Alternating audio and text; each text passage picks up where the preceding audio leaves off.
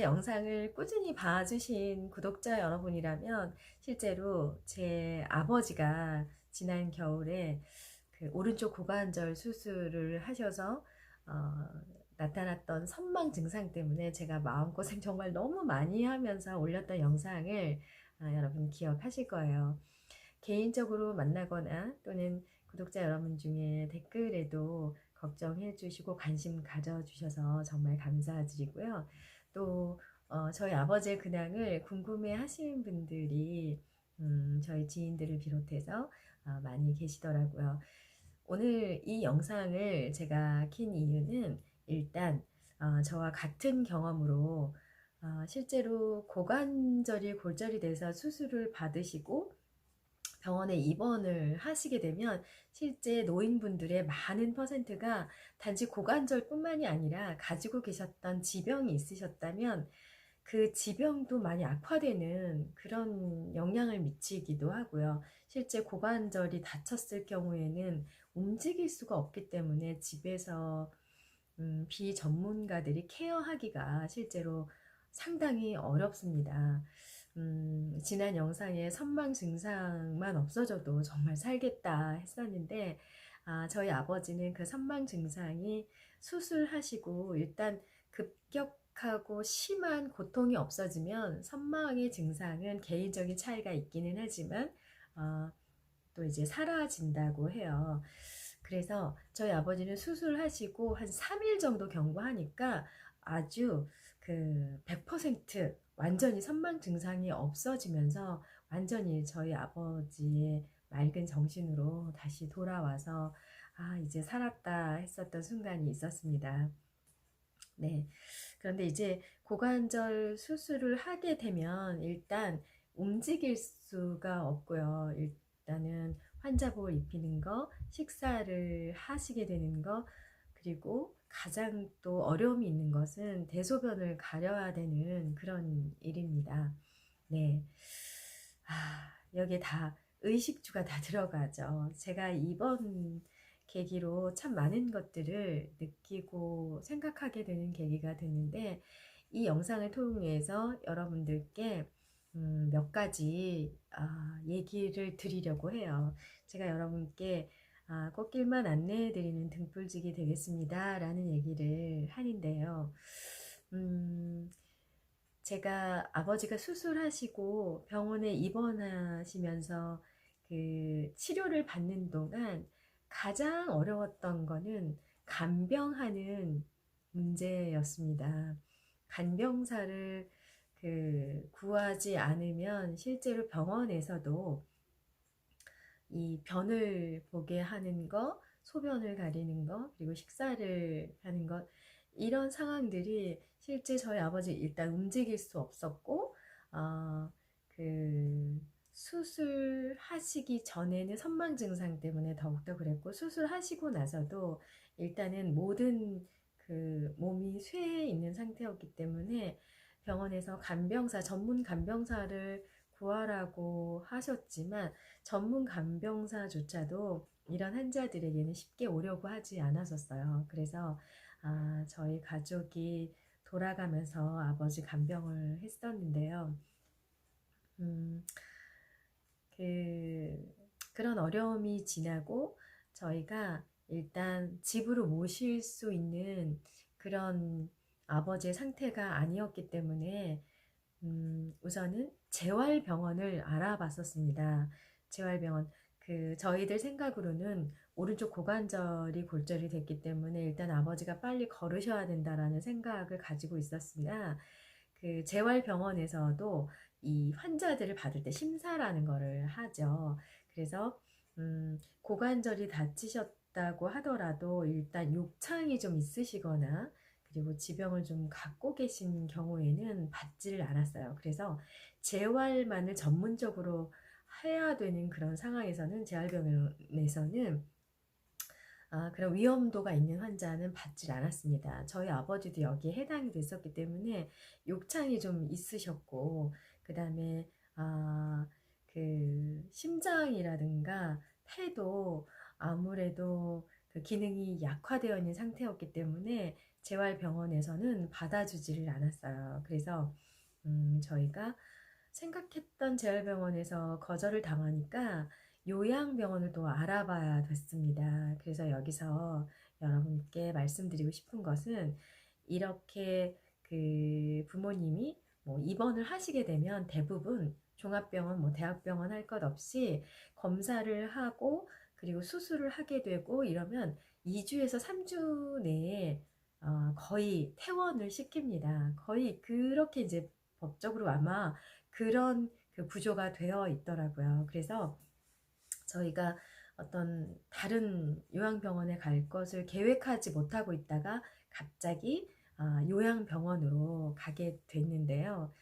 아, 요양병원에 가게 되면 우선은 그 간병사들이 요양병원에 가게 되면 변을 봤다고 해서 단독으로 이분만 딱 그 저희 아버지만 1인실에 딱 있는 게 아닌 경우에는 기저귀를 가는 시간도 그 환자에 따라서 환자가 변을 봤다고 그래서 그때그때 봐주는 게 아니라 실제 그 변을 봐주는 그 시간대가 있습니다. 예를 들면 뭐 식사를 하고 30분 후에 뭐 점심 드시고 30분 후에 그냥 쭉 그 방에 환자들을 볼 때 변을 한번 쭉 본다든지 그러니까 바로 직전에 변을 봤을 경우에는 금방 처치가 되는 거지만 실제 점심 식사 전에 변을 봤다고 하더라도 이 기저귀를 갈아주고 식사를 하시게 될 수 있는 상황이 아닌 거예요. 그래서 저희는 아버지 상태가 집으로 모셔갈 수 있는 상태가 아니었기 때문에 요양병원으로 당장 모셨지만 그분들이 돌보게 그냥 둘 수가 없는 상황이었어요. 어떤 요양원은 실제 보호자가 그 병실에 들어간 것을 제한하기 때문에 계속 있을 수 없는 경우도 있고 저희가 갔던 요양병원도 그런 그 구조와 시스템이 있었지만 저희는 그냥 그렇다고 해서 아빠를 그곳에 두고 그냥 집에 있거나 일을 하거나 그럴 수 있는 상황이 안 됐어요. 일단 정서적으로. 그래서 저희는 아침, 점심, 저녁 계속 로테이션해서 아버지를 돌보는 좀 특이한 상황이 벌어지고 있었습니다. 근데 거기에 있으면 있을수록 그렇지 않고는 못 베길 만큼 음, 정말 열악하다고 할까요? 예. 그래서 여러분 제가 첫 번째로 여러분께 알려드렸듯이 수술을 받는다든가 병원에서 어떤 치료를 받다가 요양병원을 옮겨야 되는 상황이라면 미리 요양병원에도 급이 다 있어요. 1급, 2급, 3급 하는 이런 급이 다 있더라고요. 그런데 좋은 요양병원일수록 여러분 당연히 생각하시겠지만 대기가 정말 많고요. 그리고 쉽게 들어갈 수 없는 상황이기 때문에 미리 대기를 걸어 놓고 또 병원의 구조라든가 또 의료진이라든가 이런 것들을 빨리 파악하고 발빠르게 움직여야지 그렇지 않고서는 중간에 그 환자를 어디서 돌봐야 되는지 붕 뜨는 그런 경우가 생깁니다. 그래서 저희 같은 경우에는 그래서 한 요양병원에 갔다가 아빠가 폐에 물이 찼다고 그래서 다시 순천향병원으로 옮겨서 아버지 폐 검사도 하고 나아질 때까지도 입원해 있는 상태에 있었어요. 그런데 원래 있었던 그 요양병원에서 나와서 순천향병원으로 가서 치료를 받고 다시 들어가기는 좀 어려웠습니다. 왜냐하면 아버지가 좀 위험한 상태라고 생각이 되기 때문에 다시 받아주지 않더라고요. 네. 그래서 그 병원에 있다가 치료를 받으러 다른 병원을 입원할 때에는 이런 관계를 정확하게 해놓고 움직이는 것이 중요하다라는 얘기를 또 드리고 싶고요. 그리고 순천향병원에서 또 치료를 받으면서 아버지가 그렇게 빨리 좋아지질 않아서 이곳에 좀 많이 머물겠다라는 생각으로 준비를 철저하게 하지 못했는데 갑자기 퇴원을 해야 되는 상황이 돼버린 거예요. 그래서 소위 말하는 그 3급 요양병원에 할 수 없이 가야 되는 상황이 됐었습니다. 여러분, 그때 저희가 가장 우리 아버지를 병간하면서 진짜 힘들었을 때인데요. 우선 가자마자 우선 담당 의사와 상담을 하고 있는 동안, 제 여동생이 상담하고 있는 동안 아버지 병실을 제가 자꾸 보게 됐어요. 상담하는 여동생과 의사가 저쪽에 서 있는데 이상하게 자꾸 이 병실을 자꾸 보게 됐는데, 제가 그때 너무 엄청난 것을 목격을 하고 말았습니다.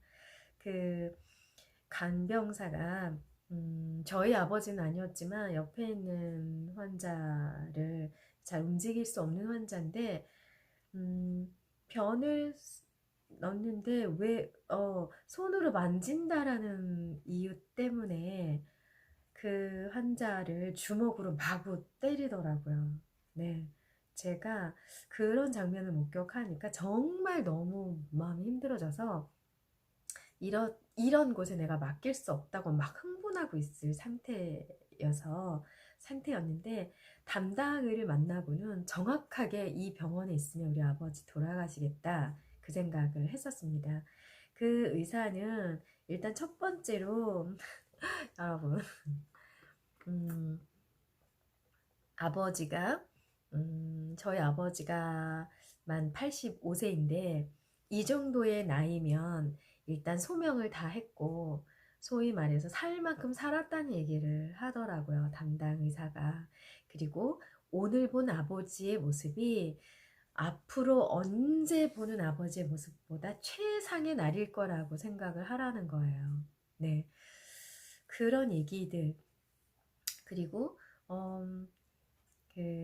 본인이 뭔가 이렇게 고소를 당한 일이 있는데 결국은 자기가 뭐 그 문제가 없었다라는 게 결국 밝혀졌는데, 보호자들은 부모님이 아무리 나이가 먹고 이래서 저렇게 쇠퇴한 노쇠에 있는 상태를 인정하지 않고 받아들이지 않는다, 뭐 이런 얘기들을 하는데, 우선 담당의가 아버지가 좋아지는 것을 향해서 가는 의사가 아니라는 사실 하나가 너무나 충격적이었습니다. 그리고 저희가 제가 특히 여기서 와, 그 실력이 없는 것들이 결국은 저러는구나 이런 생각을 하게 되더라고요. 그래서 그러고 있을 때 의사가 얘기를 하더라고요. 마음에 안 들면 옮기라고요. 네. 진짜 그때는 큰일 났다. 어디 갈 데는 없고 옮길 수도 없고 큰일 났다 했었고요.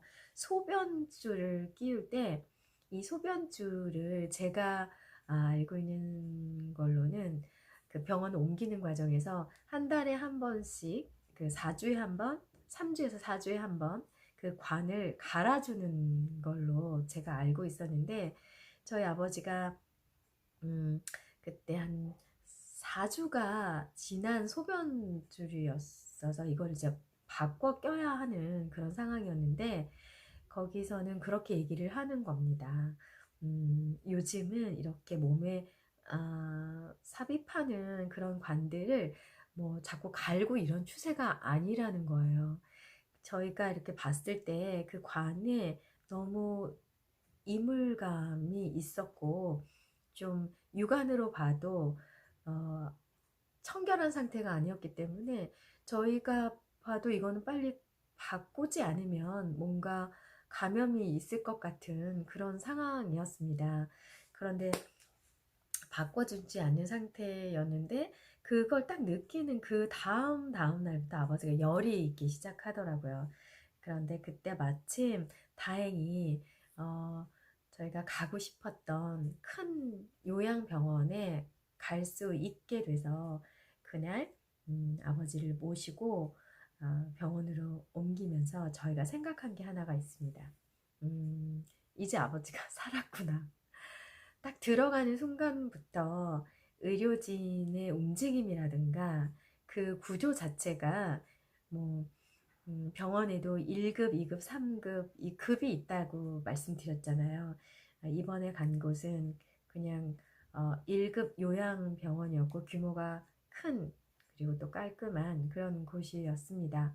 그래서 지금 아버지가 그곳에 머물고 계신데 저희는 지금까지도 아침, 점심, 저녁 식사하시는 거, 변 보는 거 이런 걸 다 보고 욕창이 한동안 심하셨던 것도 이제는 욕창 자체가 이제 완쾌되는 그런 상황까지 왔는데 여기서 한 가지 또 당부 드릴 거는 오늘 한겨레 신문에도 이 기사를 보고 제가 가슴이 참 먹먹했었는데요.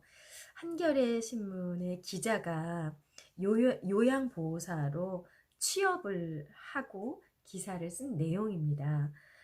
숨을 멈춰야 해방이 되는 그 기자가 뛰어든 요양원은 감옥이었다라고 하는 헤드라인 뉴스였습니다. 그 거동이 불편한 노인들 요양보호사의 도움 없이는 방에서 나올 수가 일단 없는데요. 내가 나와서 뭐 햇빛을 쐬고 싶다던가 바람을 쐬고 싶다고 해서 금방 나와서 그런 자유를 누릴 수 있지 않습니다. 그리고 노인들이 일주일에 두세 번 한 뭐 3시 30분 뭐 이런 오후에 잠깐씩 거실에 나와 있다가 들어가는 게 다 전부예요. 매일 똑같은 일정에 뭐 처치는 이루어지지만 인권은 뒷전이다 라고 하는 기사 내용을 봤는데요. 저는 정말 동감합니다. 정말 공감해요. 식사는 빨리빨리 그 호수로 그 음식물을 넣어줄 때에도 미처 넘어가기도 전에 빨리빨리 먹어야 되기 때문에 또 넘기고 저는 그것을 경험한 환자가 아님에도 불구하고 저게 얼마나 괴로울까라는 생각을 항상 하게 되면 인생을 돌아보게 되는 먹먹하고 가슴이 먹먹해지는데요. 일단 또 대변을 봤을 때 소변을 봤을 때 방치되는 경우도 정말 많습니다. 저희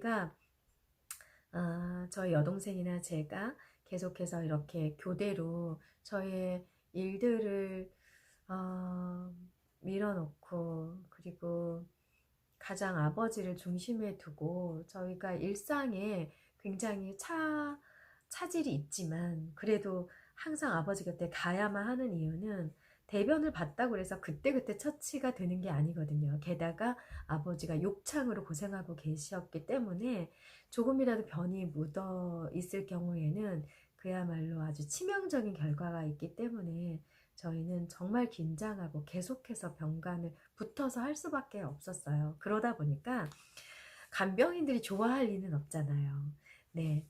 그래서 간병인과의 트러블도 생기고 저희가 비일도 마치고 뭔가 사드리고 이런 일상들을 계속해서 해왔습니다. 그 많은 사람들을 직접 한 곳에 가두거나 모아놓는 곳을 수용소라고 하잖아요. 그 기자는 한 달간 그 바라본 요양원의 모습을 바로 수용소라고 표현을 했더라고요.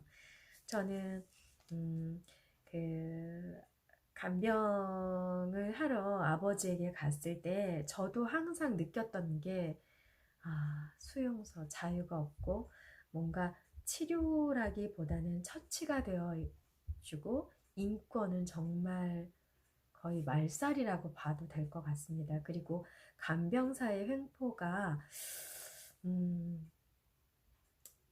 있습니다, 여러분. 그래서 요양병원에 부모님을 맡기시게 되는 경우에는 절대적으로 우리 아버지 또는 우리 어머니의 그 상태를 그 맥락을 쥐고 계속해서 가야지 그렇지 않고서는 여러분 이런 말들이 그냥 생긴 것 같진 않아요. 요양원 가면 그냥 치료받고 나와서 나오는 사람이 있는 게 아니고 그냥 죽으러 간다 이런 얘기 하시잖아요. 저희는 아버지가 요양병원에서 어느 정도 재활도 받으시고 좋아진 상태에서 집으로 돌아오게 해야겠다는 그런 마음으로 아버지를 모시고 있고, 또 계속해서 하루도 한 번도 빠지지 않고 계속해서 아버지를 보러 간호하러 기저귀도 금방금방 갈아주고 식사하시는 것도 챙겨보고 이런 것 때문에 지금 너무 힘들지만, 실제로 보면 저희 아버지가 2월에 입원을 하셔서 지금 2월 지나고 2월, 3월, 4월, 5월이 지나가고 있는데 지금 4개월이에요. 네, 뭐 오랜 동안 그 요양하시는 분들의 보호자분들은 너희가 4개월 얼마 되지 않았으니 그렇지 라는 얘기도 이해합니다. 실제 4개월 동안이라는 시간이 정말 길다면 당연히 긴데, 어떻게 보면은 이 요양이라는 그 기간이 너무나 먼 길이잖아요. 그렇게 봤을 때는 아직 짧게 온 길임에도 불구하고 너무 힘든 과정이기 때문에 음, 이런 과정이 너무 힘들고, 그렇지만 저희가 하루도 멈추지 않고 아버지에게 가야 하는 이유는, 그 간병사들이 일일이 나의 부모님을 우리 보호자의 입장처럼 처치를 해주거나 그때그때 해주거나 그러지 않습니다. 인권을 다 보호받고 인정받을 수 있는 곳이 아니라는 것을 말씀드리려고 해요. 그래서 요양원을 가실 때에는 분명히 급이 있는데, 웬만하면 정말 그 급이 높은, 그리고 구조적으로나 의료진들의 수준이 있는 곳에 일단은 모셔야 된다는 생각이고요. 그리고 두 번째는 간병사가 있다고 하더라도 간병사의 마음을 상하게 하거나 그러시면 절대 안 됩니다. 그리고 여러분이 그 부모님의 어떤 그 의학적인 상태를 분명히 여러분이 알고 있으셔야 되고, 어, 반드시 주치의를 직접 만나서 어떤 상황인지를 그 맥락을 끌고 가셔야 됩니다. 간병사에게 다 맡겨서는 안 된다라는 걸 여러분께 반드시 얘기 드리고요. 그리고 부모님이 의식이 없으신 분들은 어쩔 수 없지만, 의식이 있어서 얘기를 나눌 수 있다면 지금 상황이 어떤지, 지금 있을 만한지, 뭐 어려움이 어떤 건지를 항상 꼼꼼하게 챙기고, 또 살펴서 불편함을 바로바로 그 인간으로서의 인권을 누릴 수 있도록 보호자의 그 임무를 잘 하셔야 될 것 같습니다. 참 어려운 얘긴데요.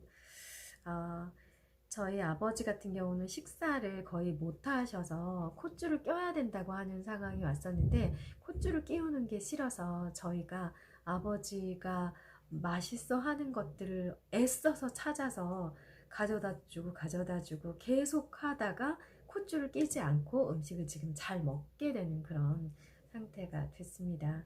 이 병간이라고 하는 게 하루하루 참 버라이어티 합니다.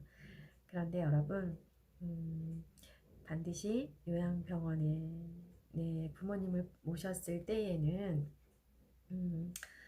상태가 어떤지, 부모님의 상태가 어떤지 이 맥락을 끌고 가야 되는 것은 보호자라는 겁니다. 간병사에게 다 맡겨서는 안 된다라는 거 꼭 말씀드리고 싶고요. 그리고 간병사도 그 인간적인 그런 마음들이 있기 때문에 저희가 기분을 상하게 한다거나 그러지 않으셔야 되고, 힘듦을 인정하면서 뭐 먹을 것도 좀 갖다 드리고 얘기도 좀 하고 기분도 좀 맞춰주고 하는 그런 게 또 필요합니다, 여러분. 네.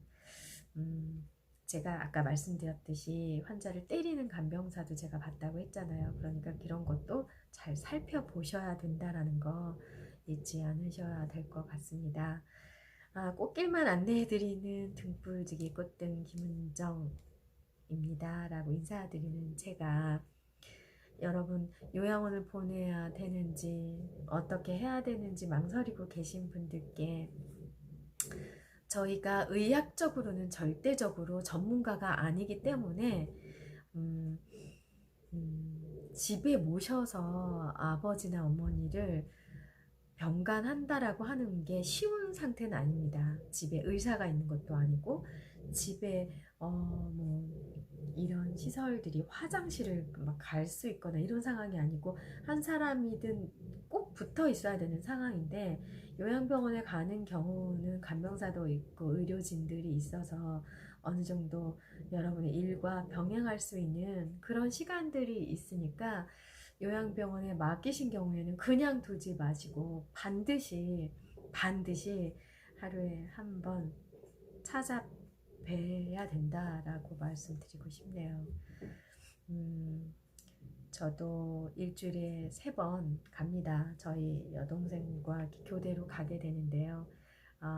제가 하는 건 식사하는 거 살펴보고 아버지 그 기저귀 갈 때 아버지 그 상태를 좀 또 확인을 합니다.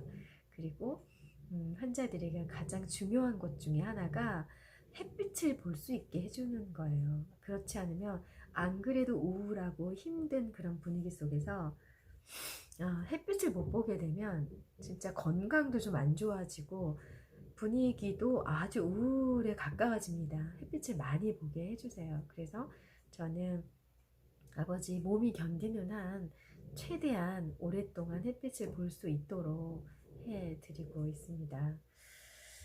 어디선가 저와 같은 경험을 하고 계신 여러분 또는 저와 이런 경험을 하기 전에 많이 망설이고 계신 분들이라면 이 영상이 여러분들께 도움이 됐으면 좋겠습니다. 여러분 아버지의 병상 일기는 앞으로 계속 될 것 같아요. 그런데 제가 다짐한 건 제가 하는 생활들을 더 열심히 하면서 아버지에게 갈 때는 항상 밝은 표정으로 그리고 아버지에게 갈 때는 좀 더 화사한 색상의 옷을 입습니다. 저는 네 그래서 인사도 밝게 네 아버지가 저를 보는 그 시간 동안에는 즐겁고 네 행복했으면 좋겠다는 그런 마음이에요. 여러분 아시죠? 보호자의 그 마음 상태가 환자에게도 고스란히 전해진답니다.